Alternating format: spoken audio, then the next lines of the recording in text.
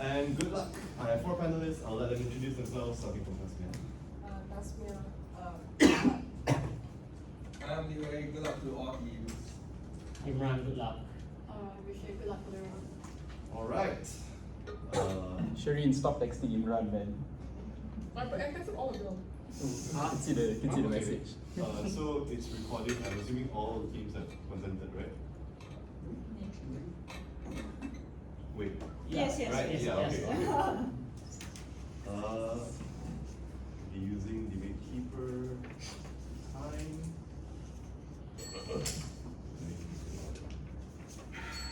Right. With that out of the way. On the motion, this House regrets the decline of Pax Americana. I'd like to invite Prime Minister to start the debate. Thank you.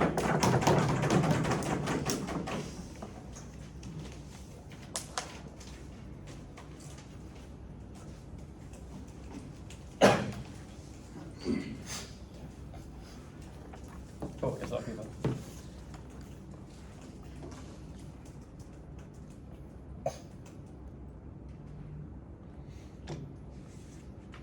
My speech will start. My speech will start in 3, 2, 1.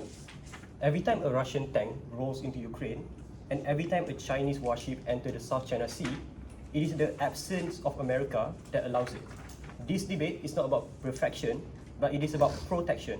A world with Pax Americana, as flawed as it was, is still a world with far more protection than its replacement will ever give. Because for every bit of sea in ASEAN that China violated, for every protest the CCP has silenced, and every community in Tibet and Xinjiang it has crushed, these are the preview of a world without Pax Americana. First thing I'll talk about in my speech is what Pax Americana looks like.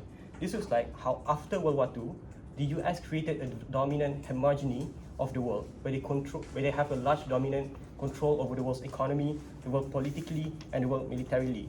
We admit that it has not been perfect, but at least to some extent, the USA has largely tried to be a moral leader of the world, which means that they will try to protect some level of optic, and they will also have some level of democratic value in the first place. What does this decline looks like then? Firstly, we don't think the decline will lead to a form of multipolar leadership. We think the decline will lead to China completely taking over the crown as the new hegemony, because no other country can compete with China, including other forms of superpower. Let's look further. For Russia are largely dependent on China economically, so they can't. EU doesn't have unified foreign policy, so they also can't. India struggle with their own infrastructure and their own poverty, which is why they also can't. Meanwhile, China already dominate in a plethora of ways. They are the largest manufacturers and exporter in the world, controlling almost half of the world economic export. Secondly, China, through the Belt and Road Initiative, have geographical influence over 150 Philippine countries. Thirdly, China have independent tech ecosystem that don't rely on the US through things like Baidu, through things like Huawei, through things like Alibaba, through things like Tencent. Fourthly, China is one of the strongest military in the world, which is why the only country that is capable to stop China from invading Taiwan and stop China from invading South China Sea is when American military become the one that protect them, right, that we see in the past. The ultimate framing in this debate then is that we don't need to prove that the US hegemony is perfect, but we need to prove that the decline is largely regrettable because it allows for worse actor like China to dominate in the first place.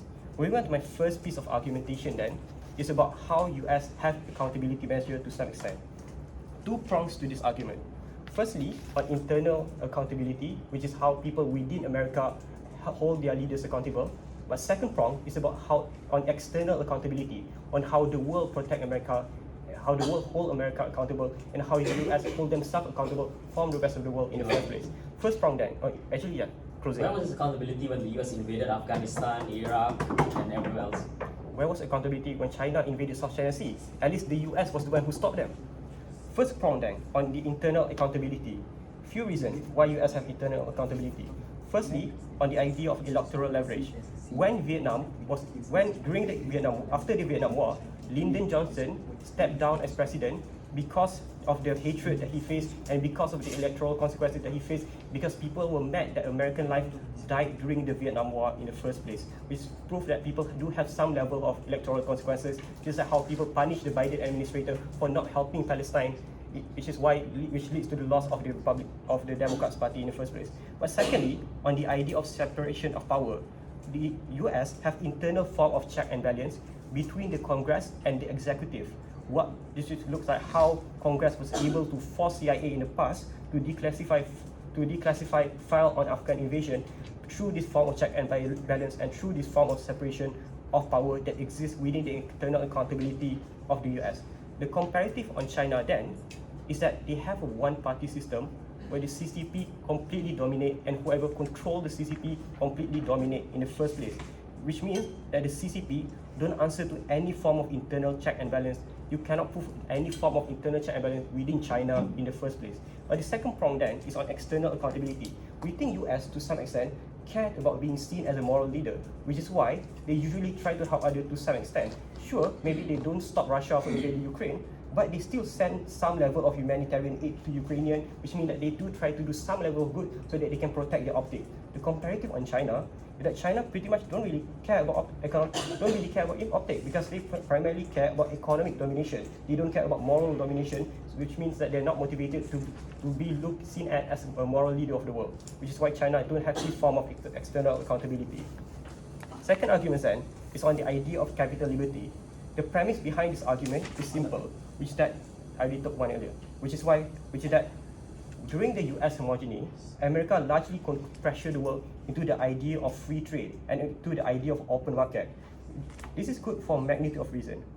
Firstly, is that a lot of developing countries and underdeveloped countries was able to sell their resources and to extend themselves to a larger form of international investment through this open market policy and through this liberal trade international policy in the first place, which has lifted hundreds of millions of people out of poverty within this developing country and underdeveloped countries in the first place.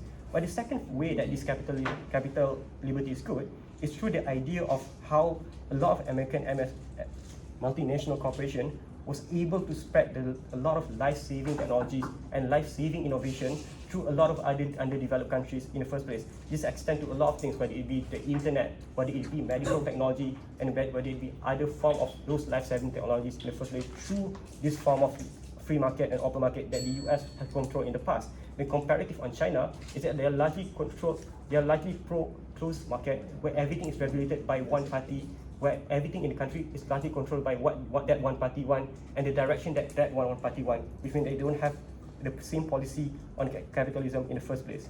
But the third reason why it's good is that the US is the primary funder of the IMF and the World Trade Organization, which is the organization that has helped a lot of poor countries access money in the past by loaning them money and letting them pay in the future, which has lifted hundreds of millions of developing countries of underdeveloped countries into a form of developing countries in the first place.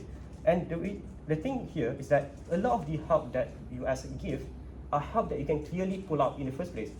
This is like how if you don't want to use a lot of MNC's technology from America, you can pull out. But the thing about China's control, that it is something that you cannot just pull out. You cannot just pull out of Great Belt and Road Initiative because they have control over the infrastructure within your country, which means that you have less pull-out mechanism when it comes to Chinese capital liberty in the first place. With all of these reasons, Pax Americana maybe wasn't perfect, but at least it wasn't made in China.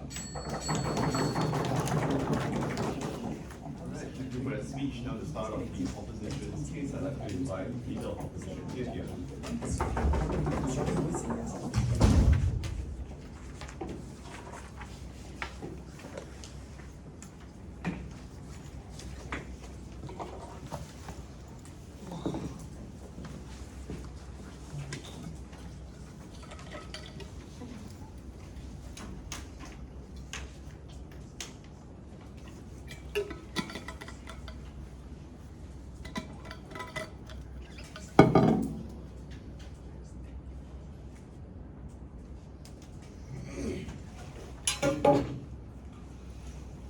Starting my speech in 3, 2. and 1. In order for you to buy this opening government case, you have to buy that the United States is a good actor at the end of the day, and they cannot go against China. They cannot go against China because China is a much more stronger actor in today's status quo. In my framing itself, I'll be disproving this premise at the first of my speech. After that, I'll be proving to you why accountability are more likely to achieve other side opening oppositions. Let's go into 3 layers of framing first. 1, they don't characterize what was the Pax America looks like. I think it generally looks like 2 things. First, it's a strong belief and also perception in the American society that American is the best and also most important actor in the worldwide demographic to protect people. They view America as a best actor in order to protect people and also anybody in terms of their territories and their allies. The problem with this is the people basically they just frame the narrative of US being a savior of the nation, savior of the world, and also like superior of international community. The intuition pump here is simple panel. We just have to explain that people have the perception of America is a savior and also stop the World War II and also World War I and also World War II to explain to you that why people have this superiority in terms of United States then. Basically, the impact here is simple. Because of this, Americans themselves basically just also affect the policymaker in the US because they're acting like they are a big deal of this world because of this, so they oftenly intervene into the other country, also have a stronger military interventions in order to all these developing states and also these third world country then. The second layer of framing is just to explain that when this decline began. I think it's just like threefold. First, when people started to question at whether US is a safer space and also safer actor for you to opt into. Because when US internally, they have economical policy that harm their minority and the marginalized community in the United States itself, it's where people started to question problems like, for example, the Medicare in the United States is inherently inaccessible and expensive for the poor in the United States then. The second thing is just that they have continuously and a lot of failed military interventions to other countries. For example, they pull out from Afghanistan after they think that they cannot actually fight, and also the fight with Taliban and them. I think the third thing just generally looks like they have economic control over the world. They started to manipulate the market. They have the ability to shape and also to shift the global market. This is where people actualize that there's a problem with this narrative itself. People question that narrative. This is where the decline began. The third thing that I want to explain is that how the decline actually looks like. It generally becomes twofold. First is people generally become more skeptical on how US and an actor. People are more likely to challenge United States itself confrontly. Like for example, in tariff, people actually challenge like what is the ground for United States to impose a reciprocal tariff towards these states then. The second is also lead to a rise of other actor. For example, states like China, for example, states like the bloc like Europe, people actually build up and also started to question issue in United States internationally and also domestically for these people to have better welfare then. But before that, of course, Emma, go. What's your counterfactual?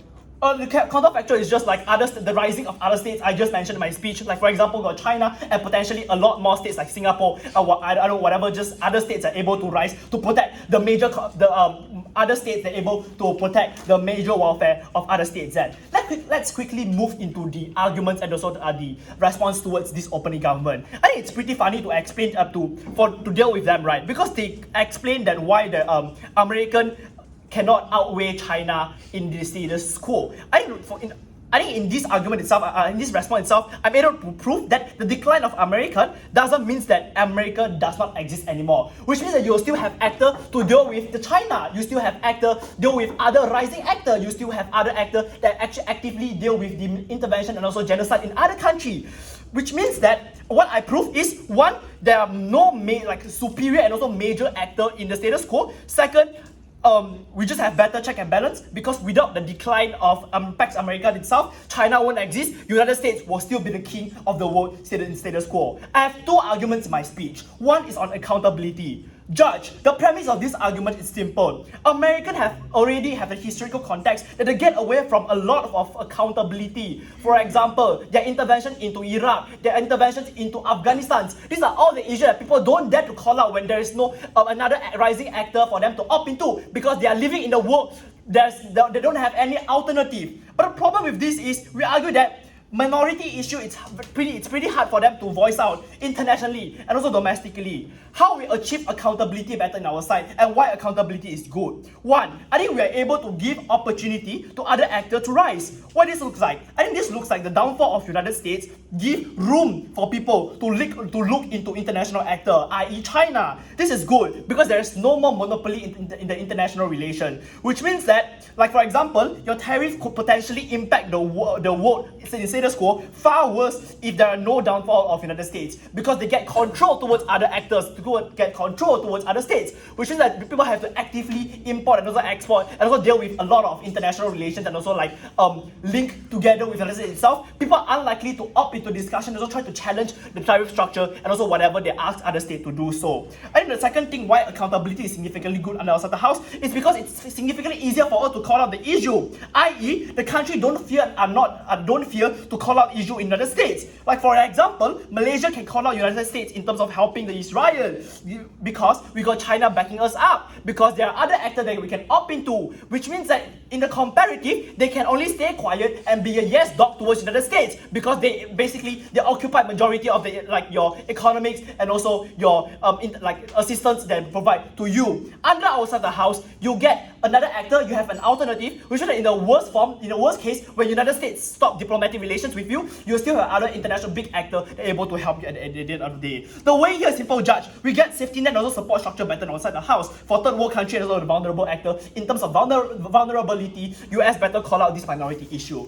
The second argument is on why United States have a strong incentives to build good optics, because this is just optics superiority. The premise here is simple, Judge. If you try to build a good optics, your funding get divert away to a lot of things. For example, foreign interventions towards other states, which then you have to strengthen your military power. The problem exists and also understand that there's an issue exists in US internally as well. The problem with this is your minority get affected significantly because you have lower funding in social welfare because it divert away to your military funding. The problem with this is post-COVID states, it's post-COVID-19, which is that people have a lot of issue, for example, of lack of job opportunity, people get retrenchment, which means that all these people, they cannot access to the most lower form of welfare because of the states have no capacity to do so. The second thing is they will do unnecessary foreign intervention. It's bad. Like for example, because they have no capacity to do that, they will still try hard. They will still try hard to back Taiwan up against China intervention, but it's still bad because they cannot protect the actor. The way here is simple, Judge. It's a net harm because you cannot do any changes towards the status quo. You bring no impact towards the world.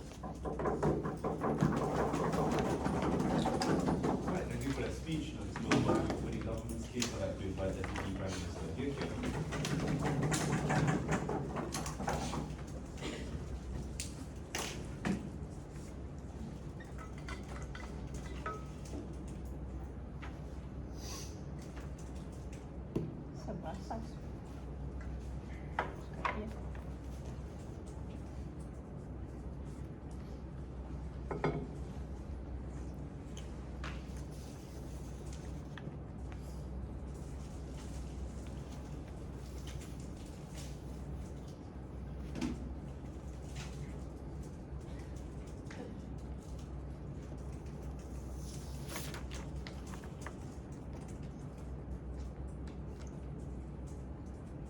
The fall of the Roman Empire led to darkness, and there's a reason why in the fall of America, democracy dies in darkness as well. What's going to happen in OG? We're going to deal with a few things as to what is our burden and what is not our burden, because I think all is quite uncharitable, and they will need to rely on a very uncharitable characterization of having to push to us as if like America needs to be perfect, altruistic.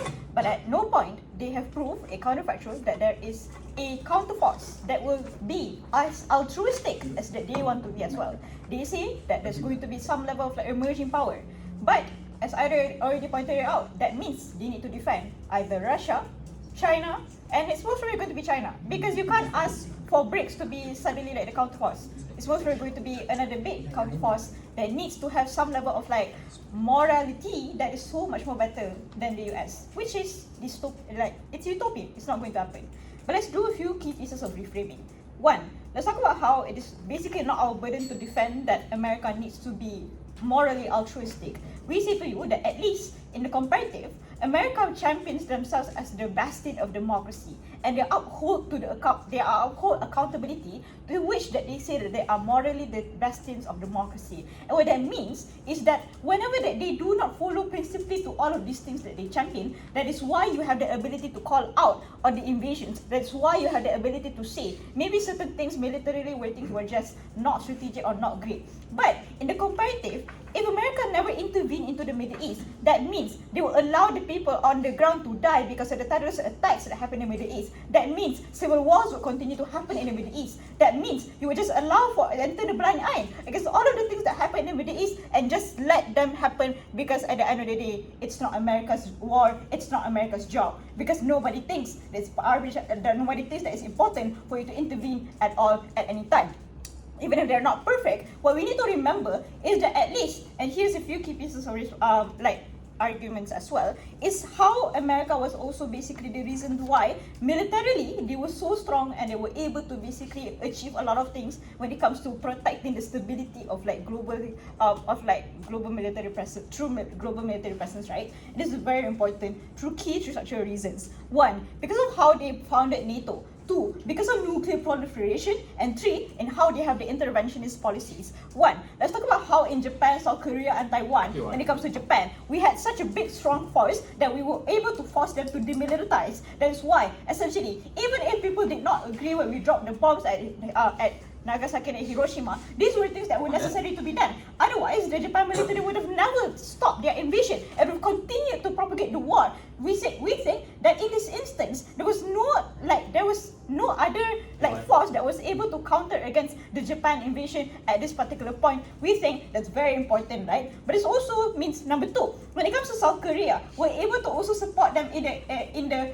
fight against North Korea, and how we also allow them to have better support when it comes to protecting in the demilitarized zone, right? These were things that were very important, because otherwise this means that they will be fighting an asymmetrical battle. But lastly, what's important is also in terms of Taiwan, how they were able to protect against the CCP, because otherwise this means that they will just be able to use the kind of they will just not seize, but basically they will just try to isolate Taiwan against the CCP, and this means that we're able to allow for Taiwan to have better independence. Otherwise, the Taiwanese would just fall to the hands of the CCP. But second, let's also talk about the ability to trust or influence and change how conflicts could have been reignited or be worse. When they formed NATO, the first thing that they did was intervene in the Bosnian genocide that kept on happening and happening again. And that's why we arrived to the Dayton Agreement, in which they were able to broker into interventionist policies. That is one. And out of the many other things that they tried to intervene, they also tried to intervene into a lot of other situations. For example, when they tried to broker the peace, when they tried to go into ASEAN, for example, and offer the idea in which we can also assist you in conflicts. We're able to also assist you in trade. These are things that America uniquely is able to do. And these are things that are regrettable, because there is no other force that is able to do the same thing, because they do not have the military capacity, in which people think that they are going to be as influential at all at any point. This means that it is also important to note, in the war against Russia, the only other state that could actually help them was Ukraine.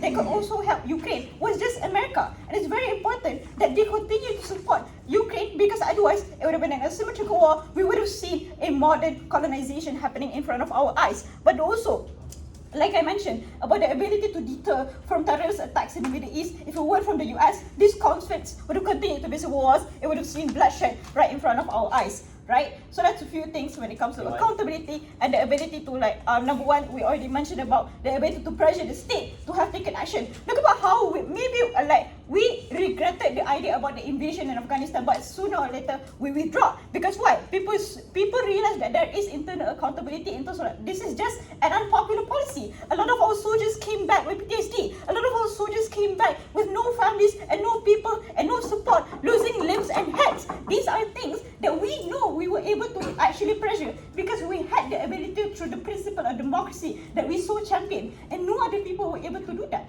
Otherwise, that's the thing that you need to defend, right? But also, to look about how economically, the economic liberalization, and these are things that they just haven't engaged yet. They talk about reciprocal tariffs, but at the end of the day, that is a self-defeating economic policy on the US. So I don't really think that's particularly contentious. But the point being here is that we made it so that people have the internet, people were able to have free trade, people had WTO. Talk about how the US is so principally consistent when it comes to WTO. Well, for example, when they had the issue in the WTO with the shrimp nets, I think when they were capturing I don't know, but it was basically environmentally not good, and then they decided to follow with the WTO, and then they okay, we stop the production of fish nets that are environmentally degrading. So the point being here is that however you look at it, comparatively, the scale in which all of these things would happen and the benefits are unique under our side. These are things that Op just cannot try to get, right, at the end of the day. So why is this also better than China? One, China is number one, non-interfering. What happens here is that if you look at how China is, they are not going to intervene into any level of conflicts to actually support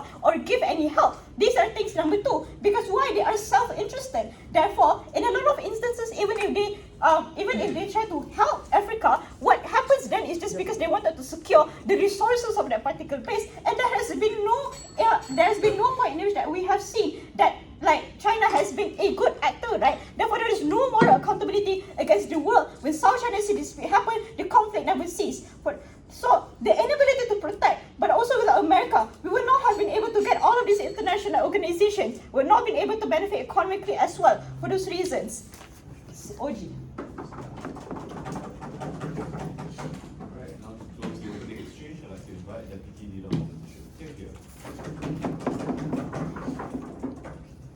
Tasmia iPad.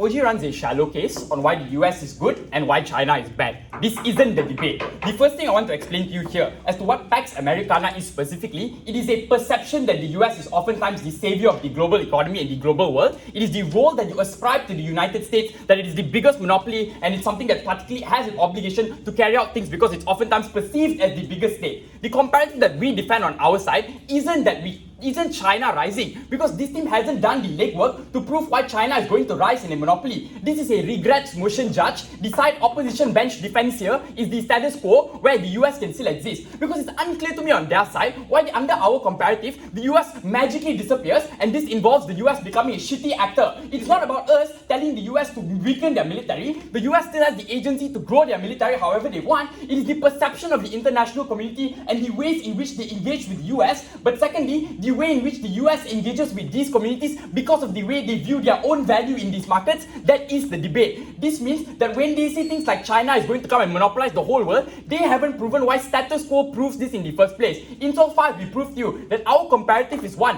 where we break this stupid perception that the US is the biggest thing in the world and that we all have to suck them off. It is on our side exclusively where we have things like better forms of accountability, because it's actors like China, Russia and the US collaborating and holding each other accountable, which is what the status quo that we defend is. We don't have to defend a Chinese monopoly. This team gets the debate wrong. The second thing I want to talk about here is they also run their case contingent on the fact that the US is a perfect actor. Their only response to CO's POI is, but China was bad too.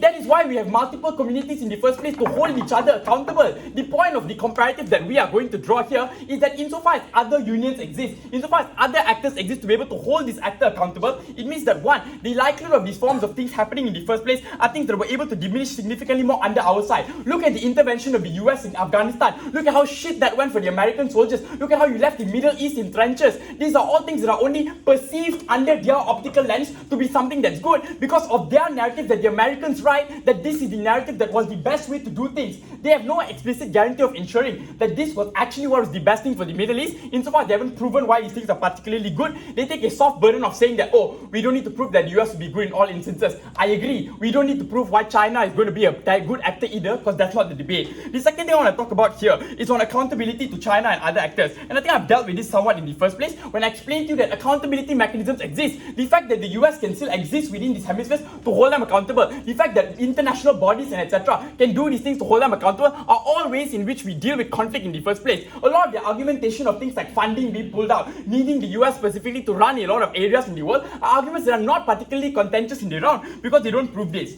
And here's where I really want to contend with them, with my extension. I want to explain and extend off Yenju to explain to you why the extensive reliance on one big actor through this perception is something that screws over bigger countries in the first place. The way I prove this is simple. Note that under their world, where you perceive the US is the particularly biggest actor in the world and the actor that has the most power in that sense is when one, you oftentimes restrict and choke whole nations at that juncture of the period into dependency on the US. Why is this something that's bad? One, it's likely to lead to one, extreme reliance on this country economically and politically, which gives them the sheer amount of ability to then gain leverage and control these actors in the first place. Why? Because their argument is contingent on the US being a good actor, which they haven't proven. Sure, maybe the predictability of the US behavior is something that's speculative and hard to gauge in Iran, but the comparative under our side is when you give countries the agency to pivot to other actors, and this was only possible by our rise because the status quo allows for the decline of Pax Americana. That is the reason why China became a credible actor. That is the reason why you have competing forces in international markets to hold these particular countries accountable.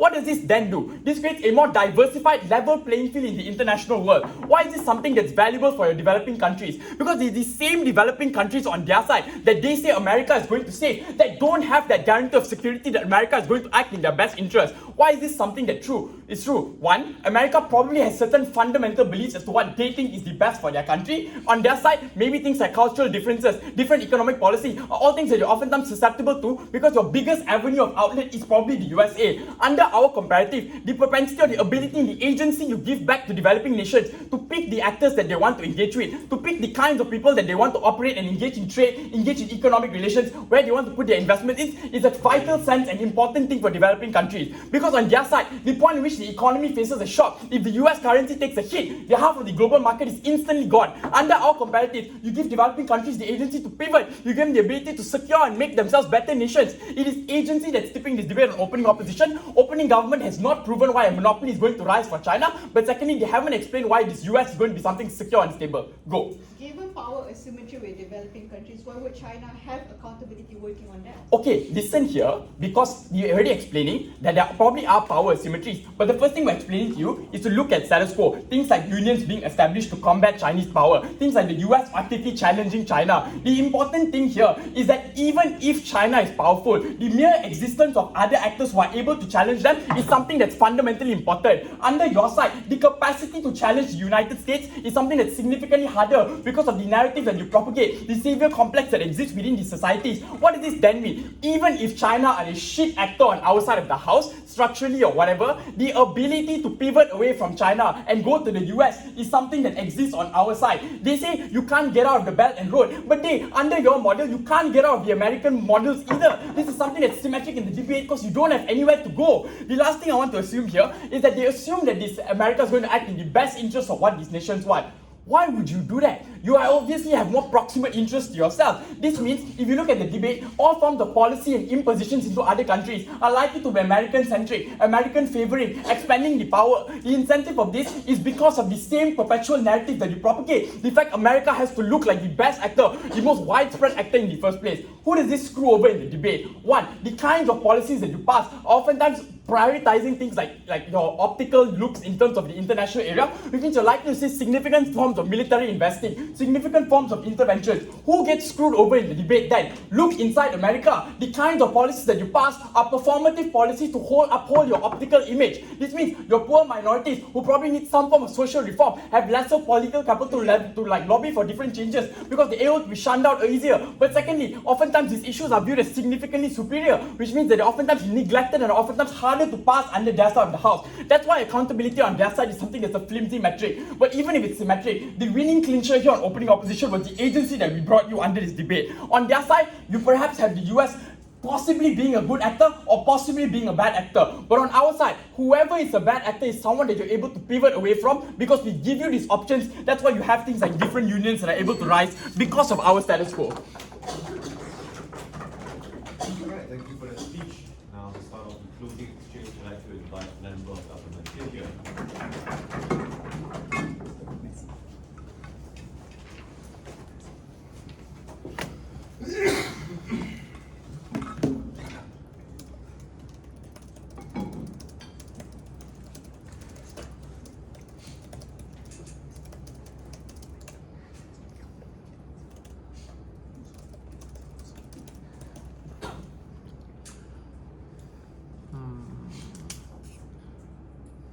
Am I audible from this, like right here?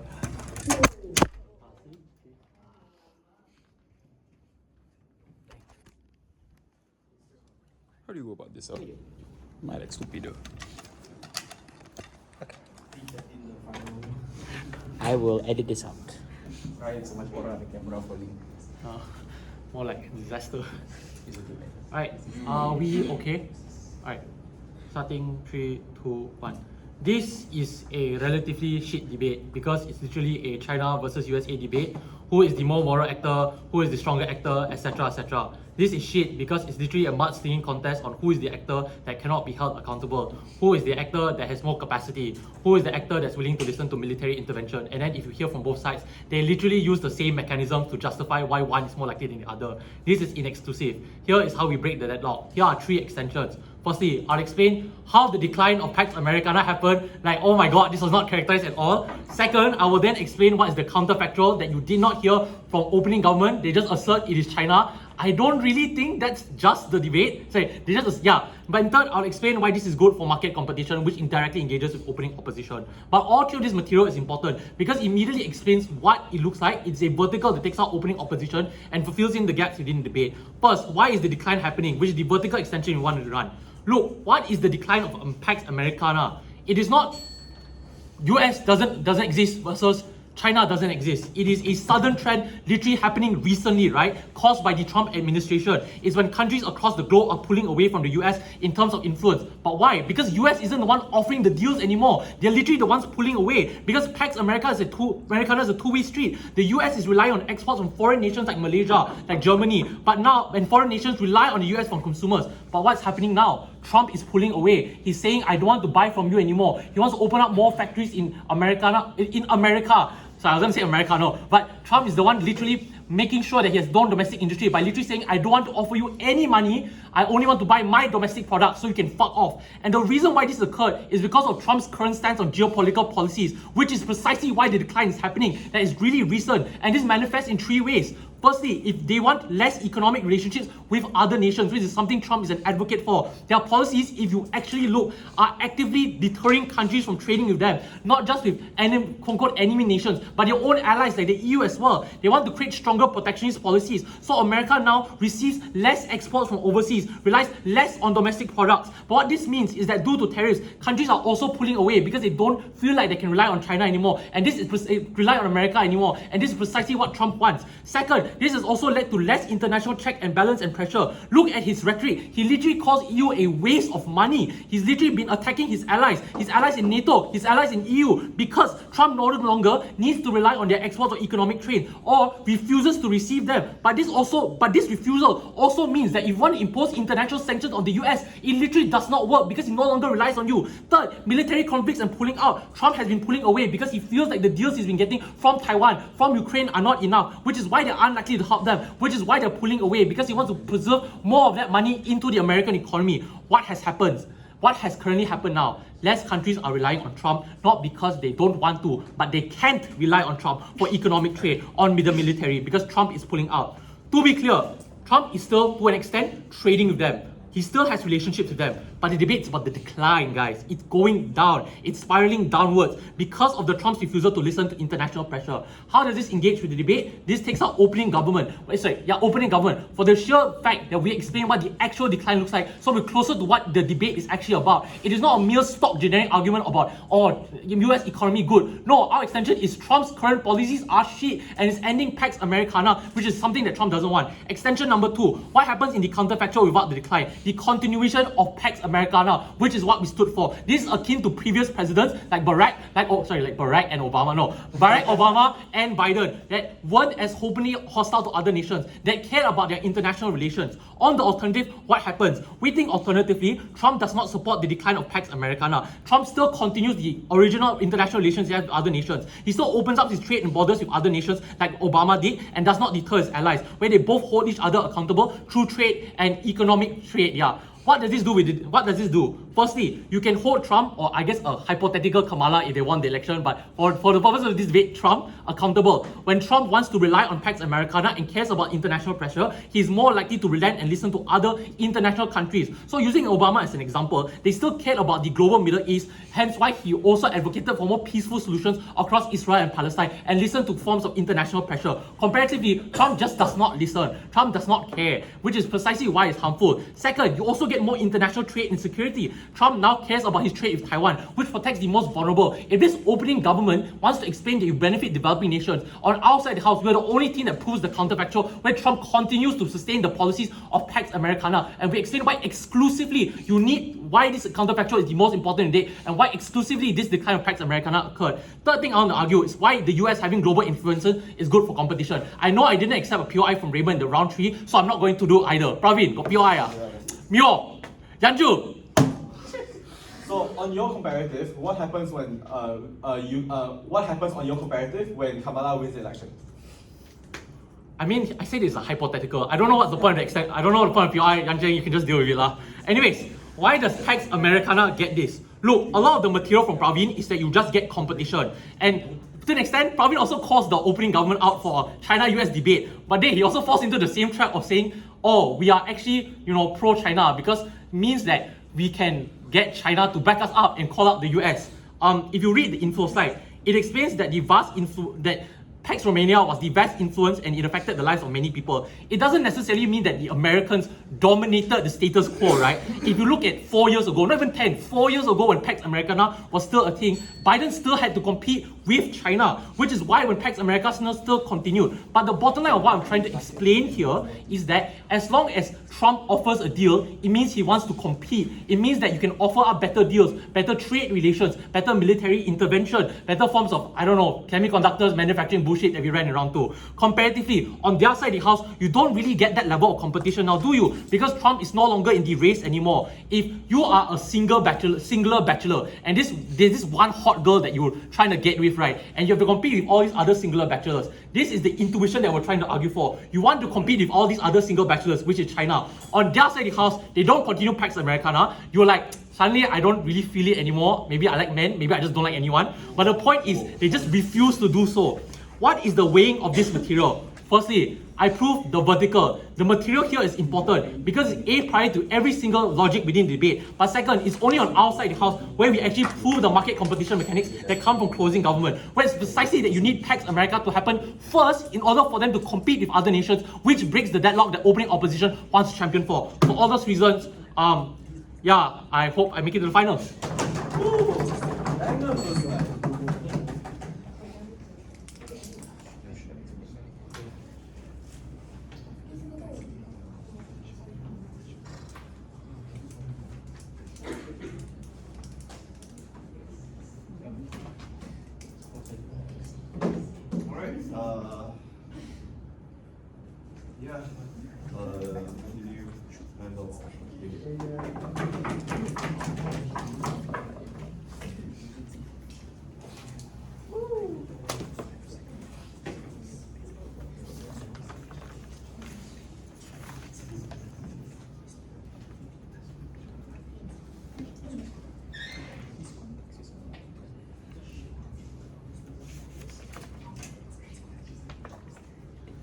Just like Pax Romana, Pax Americana only benefited those that are part of the empire at the expense of those that are hostile towards them, and those that are fundamentally hostile towards them are those that are subjugated and also invaded by the US. I'll posit two extensions here. The first one on what is Pax Americana economically, and second on how nations react towards the decline of Pax Americana, dealing with the entirety of the Gulf bench. Firstly, on what is Pax Americana specifically, it is a period of economic growth that was funded through trade and export of the developing world that led to the US being able to fund things like its military and its soft power through things like the US aid. This is often done through the influence and the operations of American corporations and MNCs in developing countries. This looks like, for example, immense deregulations of industries, especially in the field of resource extraction, things like labor exploitation, backdoor deals with a lot of these corporations, intense colonialism that led to massive wealth inequality and abject poverty in places like Latin America. This also led to laws that are designed in a way that benefited American corporations. They can bypass this violation by doing things like shutting down whistleblowers and people that expose the crimes of America, hedge funds in the US that funds these legal battles and ensuring that these corporations win and continuously fund Pax Americana. Which means that even when you maintain peace, it is done through a way of subjugation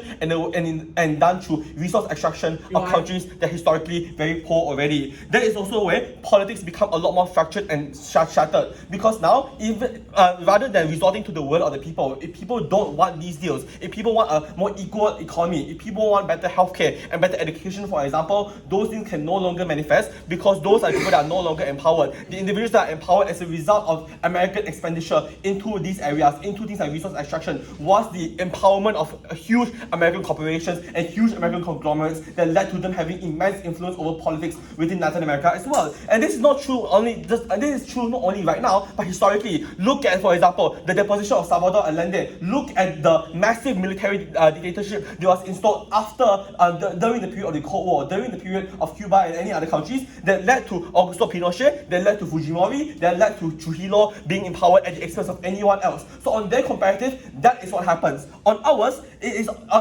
we experience how nations react to this in ways that are significantly better through three particular mechanisms. The first one is that they are often the incentive to be self-sufficient anyways, either through things like the formation of regional blocs like Mercosur or the African Union. They become more empowered on the international stage and also domestically empowered to be able to enact their own laws and regulation. The decline therefore allows for deviation in foreign policy that are disentangled with the US. Then also led to, for example, nations that are now more willing to recognize Palestine because even though there is US opposition towards it. It also led to increased collaboration with China when it comes to things like the semiconductor industry. It also led to nations defaulting to their regional blocs when it comes to their economic policies as well, which is why you also see a lot more free trade agreements and free labor deals that exist between Mercosur states. Which means on our comparative, it's not true that China becomes the dominant actor, because geographically and economically speaking, it is more logical for you to trade internally within your own regional bloc. So maybe China is very popular and is very strong within Southeast Asia or Northeast Asia, but we experience why oftentimes in Latin America they are able to form their own collaboration, and in any other region they are able to form their own economic policies that are significantly better on our end. So what does the decline therefore allow? It allowed for more options beyond just China, and therefore you're able to have more ability to empower your laws in ways that are more representative of what the people actually wanted. Second thing that I'll explain here is on why the means of maintaining peace is often done through things like bloodshed and violence. Because the era of Pax Americana was not just maintained through things like, oh, people are friends with the US, but it also meant people joining NATO because of massive US funding into NATO, people resorting to the IMF because the US was the main funder of the IMF. So the US has immense control over the ways in which a lot of these international developmental organizations operate, which is why the US, for example, highly encouraged this austerity measure when it comes to the Greece Eurozone crisis, why it also encouraged austerity measure in Argentina and a lot of Latin American states, because that was something that was able to massively benefit them in the process. So on their comparative, it is unclear as to why it is the actor China. But more importantly, we access to why the means of maintaining that peace was one that's often violent and often economically crippling for the most vulnerable citizens in these areas. Before that, actually closing. So my market competition frame still beats all of this because the US has to compete with other trade blocs, which means you get better deals. Wait, but this is not true. Why would other trade bloc forms in the in the first place, right? Because if the US was such an economically strong actor, the likely thing that you're going to do is just establish bilateral economic and trade ties with these nations. And even if you have trade blocs, those trade blocs are still traditionally aligned with the US as well, which means that you likely have policies that are also aligned with the US, as well as to it being something that's regional. At least on our comparative, we have far better control over how you want to enact these policies and far better ability to adapt to ongoing crises rather than simply resorting to the US. But on their comparative, it is unclear as to why this is going to happen. Because even engaging with the point coming from CG about how Trump is a very bad actor and led to all these bad things happening, we experience why the decline of Pax Americana means the decline of American economic soft power in these regions, and therefore that allow for better policy making by these nations to allow for the will of the people. Which is that even if we take the trade-off, that the economy might grow slower, the economy might not grow at an exponential rate. Because what happened after Augusto Pinochet, after the installation of economic shock therapy within Chile, what happened was there was massive economic growth within Chile, but it came at the expense of massive wealth inequality that exists until now. Which is why we are willing to take the trade-off. Because for the vast majority of the economic growth that they are able to get, it came at the expense of there being more tension down the long run for these nations, when eventually that frustration over wealth inequality eventually spills over into their politics, spills over into things like right-wing populism, spills over into things like violence and bloodshed within these regions as well. Which means that on their comparative, even if these policies are beneficial for America and beneficial for a select few within the empire, we experience why that is something that's just not worth it at the end, because you create massive wealth inequality that led to the entrenchments of these kinds of things. The OG argument here is, well, the MAC actually good because they give you life-saving technology. Shocker, Europe can give you life-saving technology. You're able to also encourage these kinds of the development of this technology in other regions as well. So they don't prove as to why this was the only actor that was capable of doing these things. But more importantly, shocker, the Europe also just announced a collective European standing army that was also able to stand against Ukraine. That was able to stand against the Russian invasion of Ukraine. Taiwan and Korea and various other nations are also willing to cooperate in order to prevent the Chinese invasion of Taiwan as well. So there are multiple incentives from other different countries in order for them to want to prevent these things from happening. They don't prove as why the US is the best actor because of the economic crisis that's going on in the US right now. But more importantly, we expect why nations are now more willing to fulfill those incentives through things like regional blocks, through things like their own domestic policies, as opposed to it being done through things like the US, which is fundamentally a malicious actor at the end of the day. That is why this is a very clear CO win.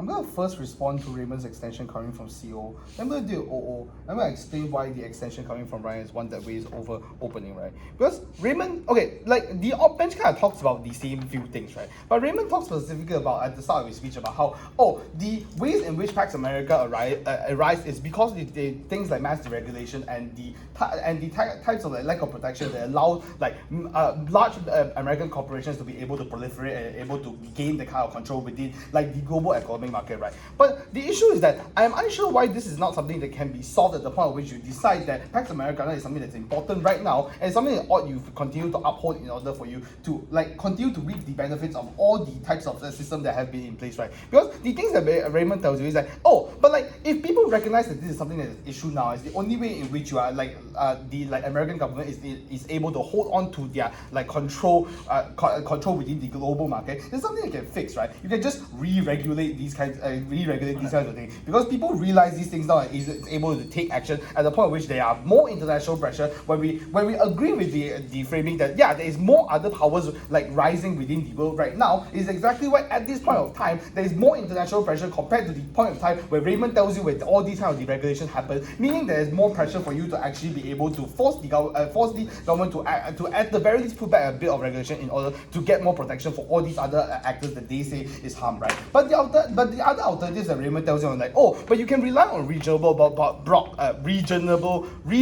blocks. I don't know why there's something that is necessarily like mutually exclusive, right? Because like even with the existence of Pax Americana in the past, the regional blocks that are still something that is false. Because fundamentally, it's just stupid if you don't trade with the most like the countries that are closest to you, right? This means that regardless, you will still have to, but the specific niche that global superpower is able to fill like US is something that cannot be something you cannot get from a regional bloc. Either just by the lack of capacity, lack of resources, or just the exclusivity of what your specialization within these countries have means that you will eventually get an emergence of a superpower anyways, right? This also engages with OO because their idea is that you won't have China rising as a superpower, but that is just not true, because if their idea is that you are going to break the mindset that US is number one, then you have to eventually find someone else.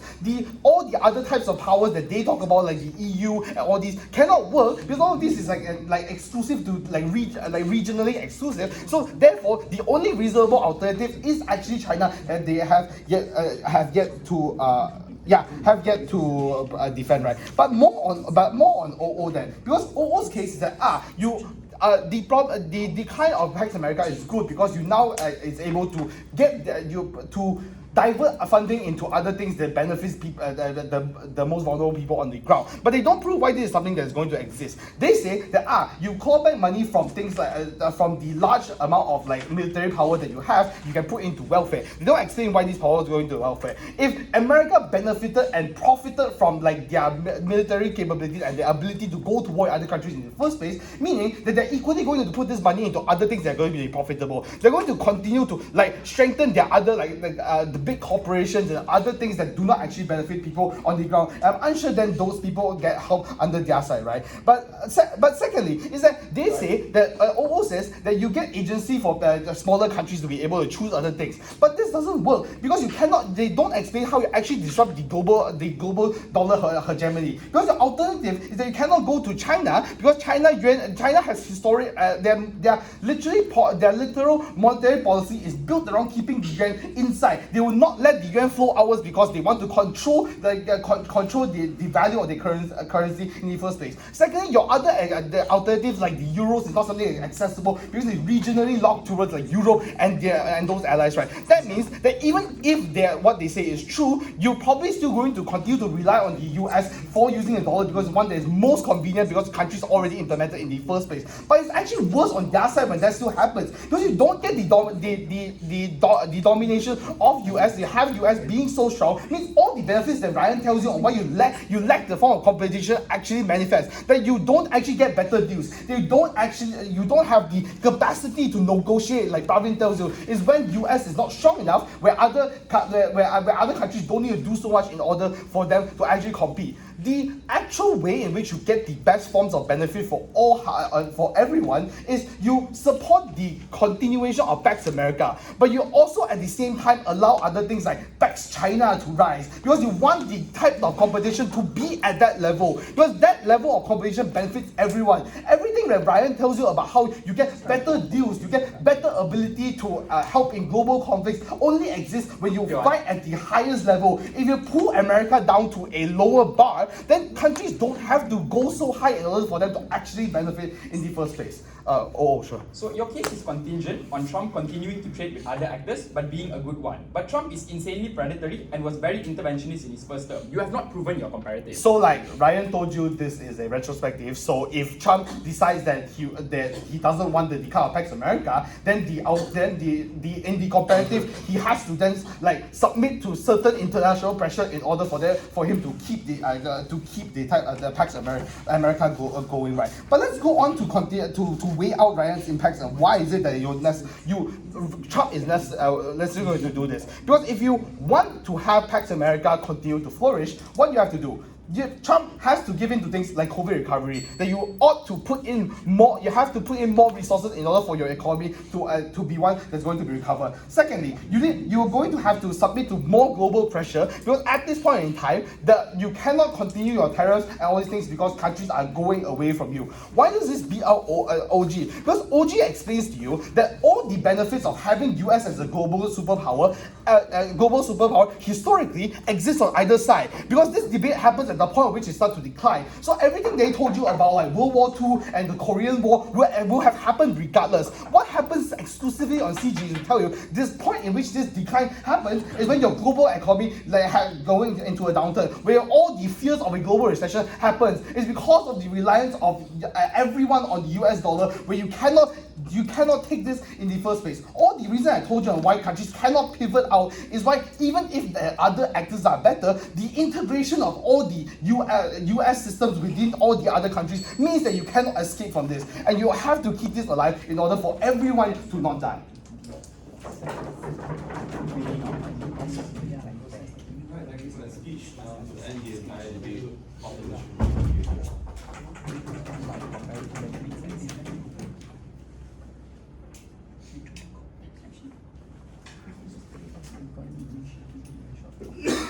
They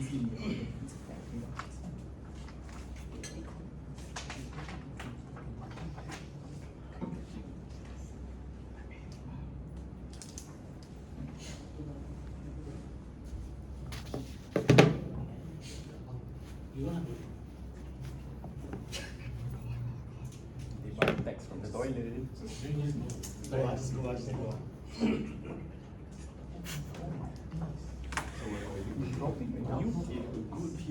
It preemptively teaches you okay, what they are at this specific time. You call you.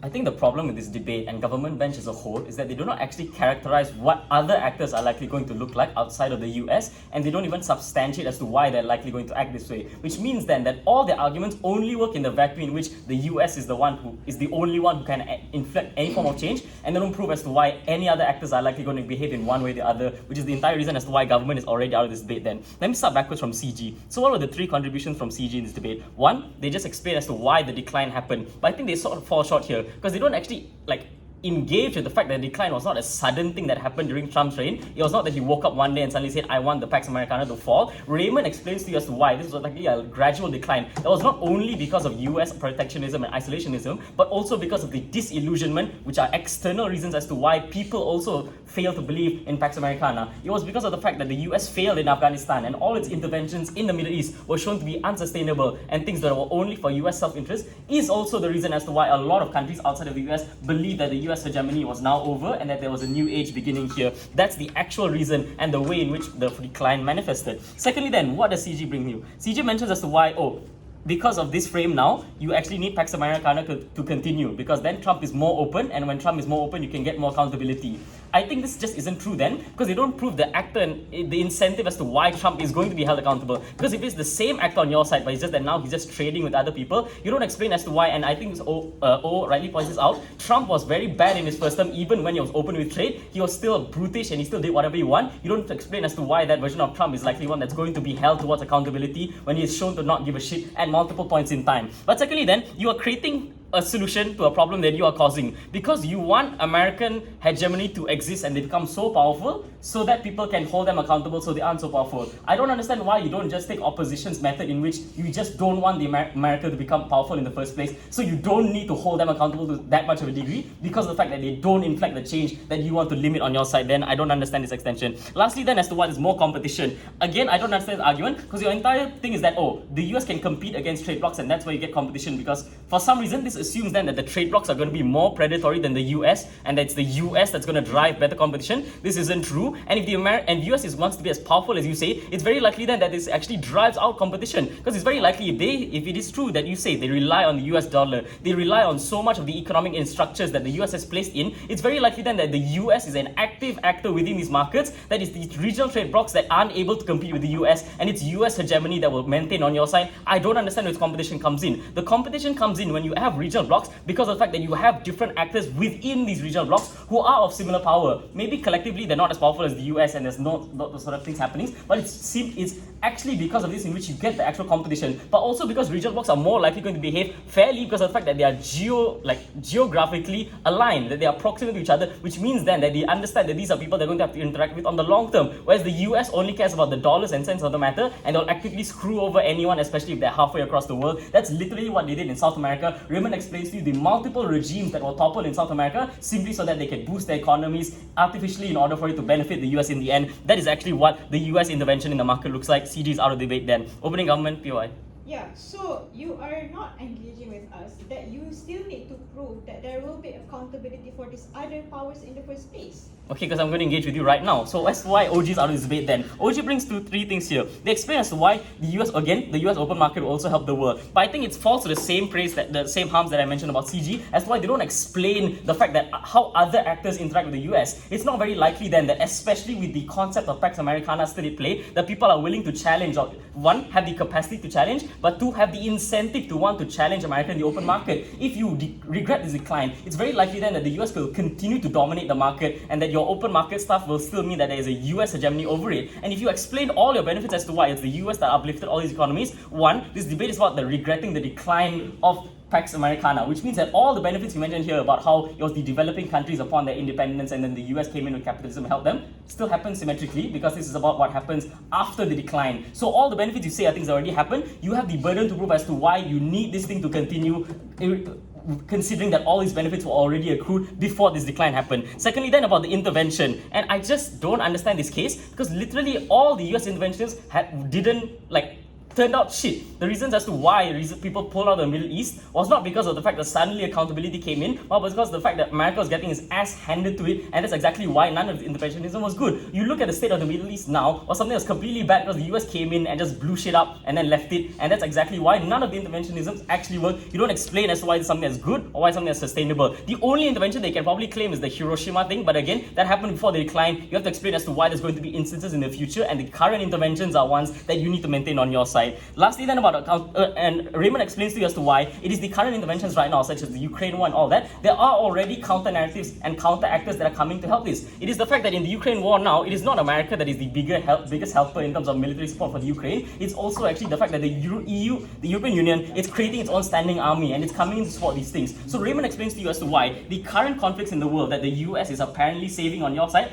already are being able to fight on their own 2 feet. And the fact that a lot of times, especially because of the decline of Pax Americana, means then that the other actors in the world have the incentives and have now the capabilities in order to boost their own economies, boost their own militaries in order to subvent these things then. Lastly then about accountability, and again I don't understand this argument. Your entire case is that, oh, people can hold the governments accountable, which is the reason as to why they pulled out of Afghanistan and pulled out of the Vietnam War. But the reasons as to why they pulled out of this war was not because suddenly people were disillusioned and were like, oh, America is doing something bad, but simply because of the fact of Pax Americana. They simply saw it as a loss because their soldiers were actively losing. This was the reason why they pulled out of the war. Meaning that on your side, if you continue with Pax Americana, insofar that the American government is not losing and American soldiers are not dying, they'll continue to support wars. Which is why right now in status quo, America is supporting Israel, because it's not Americans dying in that war, it's Palestinian children, it's Palestinian babies. Which means then, to the American citizen who still wants to believe in Pax Americana, so long as it's good for the US and so long as it's not US children dying and US soldiers dying, that's good for me. I want to stay in the Middle East and continue to screw up someone else's country. That is what you perpetuate on your side then. So that's why government's out of this bid. Why didn't we take it over opening opposition? Because opening opposition's one argument here was as to why they get agency for people to choose different actors other than the US. We complete this argument twofold. We explain one, as to the reasons as to why these actors exist in the first place. Raymond explains to you one, as to it's specifically because of the decline in Pax Americana that people were able to rise up in the first place. And it wasn't just China. We explain as to why this led to more regionalist blocs such as BRICS, such as your Mercosur or something like that, which means then that they show that there was a capability for them to stand on their own. This unlocks the benefits of having more actors. But we also further impacted and show you as to why it is because of these regional blocs then and the move away from the US dollar and US hegemony within markets that explains also as to why it is countries that are able to stand on their own 2 feet, and it's this shift away that means then that these countries are able to not only support themselves economically, socially, but also militarily. So we tell you now that the time for Pax Americana is over. It's time for Pax Malaya.